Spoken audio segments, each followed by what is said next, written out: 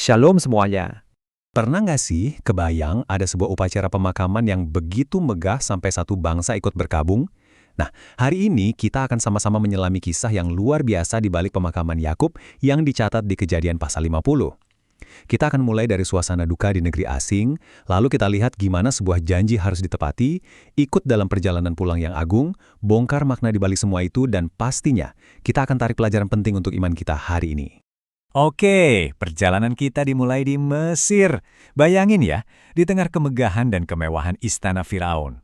Tapi kali ini pusat ceritanya bukan soal kekuasaan, melainkan tentang duka yang begitu mendalam yang dirasakan oleh orang nomor 2 paling berkuasa di seluruh negeri.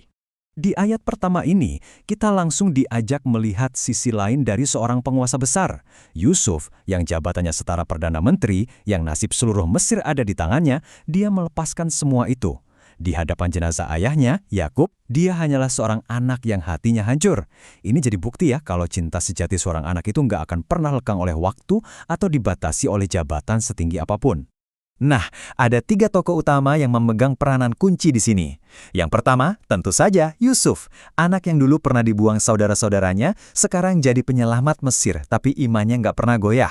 Lalu ada ayahnya, Yakub, yang lamanya diubah Tuhan menjadi Israel, bapak dari 12 suku pembawa janji Tuhan. Dan yang terakhir, Fir'aun, raja Mesir yang punya utang budi besar sama Yusuf dan menaruh hormat yang luar biasa kepadanya. Nah, interaksi antara ketiganya inilah yang akan jadi inti dari cerita kita. Terus, seberapa penting sih Yakub ini di mata bangsa Mesir? Jawabannya, luar biasa penting. Bayangin, mereka berkabung untuk Yakub selama 70 hari penuh. Ini gila banget loh. Sebuah penghormatan yang biasanya nih ya, cuma untuk Fir'aun sendiri. Ini nunjukin betapa besar pengaruh dan kehormatan yang Yusuf bawa, bukan cuma untuk dirinya sendiri, tapi untuk seluruh keluarganya di negeri asing itu. Tapi, di tengah duka cita yang mendalam, Yusuf ternyata menghadapi sebuah dilema yang besar.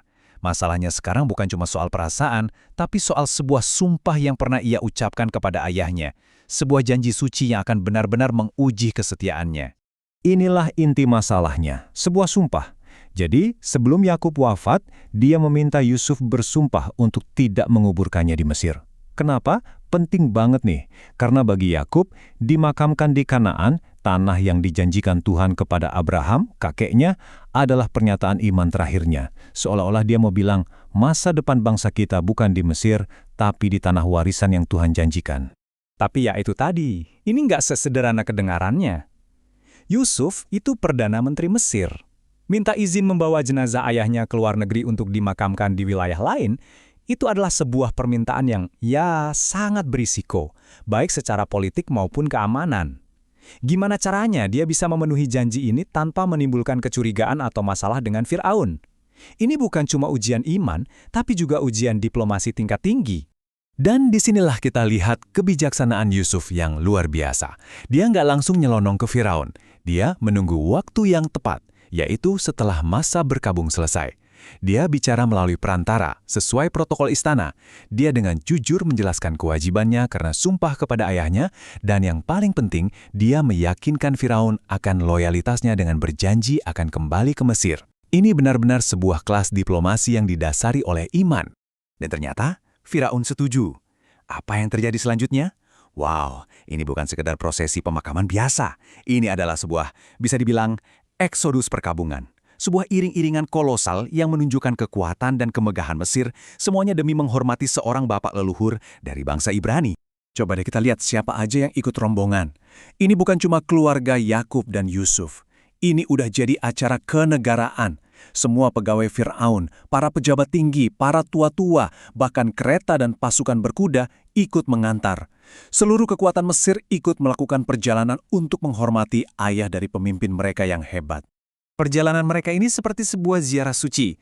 Dimulai dari Goshen, tempat mereka tinggal di Mesir, mereka menempuh perjalanan yang jauh sekali. Mereka berhenti di sebuah tempat bernama Goren Haatat untuk mengadakan ritual perkabungan besar selama 7 hari.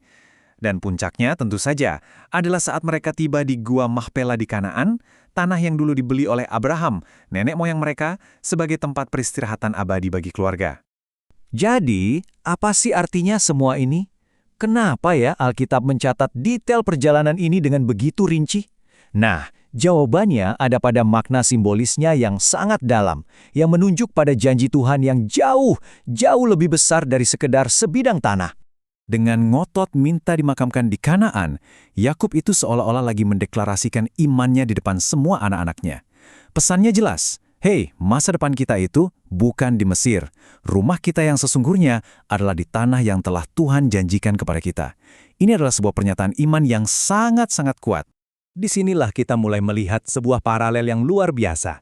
Perjalanan pulang Yakub ke Kanaan itu sebenarnya adalah sebuah bayangan, sebuah gambaran awal dari perjalanan pulang yang jauh lebih agung bagi kita semua, orang-orang percaya. Kalau harapan Yakub terikat pada tanah Kanaan, harapan kita sebagai orang percaya tertambat pada warisan surgawi yang jalannya dibuka oleh kebangkitan Yesus Kristus. Jadi pemakaman Yakub ini adalah sebuah gambaran fisik semacam bayang-bayang dari realitas rohani yang kita miliki di dalam Yesus. Coba lihat ya, rumah sejati bagi Yakub, tanah Kanaan. Bagi kita, surga. Jaminan bagi Yakub, sumpah yang dipegangnya. Jaminan bagi kita, kebangkitan Yesus yang nyata. Jalan pulang mereka didasari oleh iman Yakub dan Yusuf, jalan pulang kita didasari oleh iman kepada Yesus Kristus. Iman mereka itu menunjuk ke depan, kepada pengharapan utama akan hidup kekal yang telah Yesus jamin bagi kita semua. Oke, setelah kita memahami kisah dan maknanya yang dalam, pertanyaannya sekarang adalah, terus apa hubungannya buat kita hari ini? Pelajaran abadi apa sih yang bisa kita ambil dari perjalanan iman yang terjadi ribuan tahun lalu ini? Intinya, ada beberapa nilai dari kisah ini yang gak akan pernah lekang oleh waktu. Pertama, kita diajar untuk terus pegang teguh janji Tuhan, bahkan saat masa depan kelihatan yang gak pasti. Kedua, hormatilah orang tua kita dan warisan iman yang mereka tinggalkan. Ketiga, kesetiaan baik kepada Tuhan maupun kepada sesama itu akan selalu dihargai.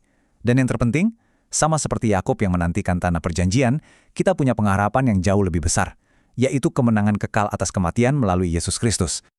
Saat kita menutup pembahasan ini, saya ingin kita semua merenungkan pertanyaan ini. Yusuf dan Yakub berpegang pada sebuah janji, dan janji itulah yang menuntun setiap langkah mereka. Nah, di tengah tantangan hidup yang sedang Anda hadapi sekarang, janji Tuhan yang manakah yang menjadi pegangan dan kekuatan Anda? Terima kasih banyak sudah menyimak pembahasan kita kali ini. Jangan lupa ikuti, komen, dan share video ini ya, supaya semakin banyak orang yang bisa diberkati. Ikuti terus video-video dari SPJ_Alkitab. Tuhan Yesus memberkati.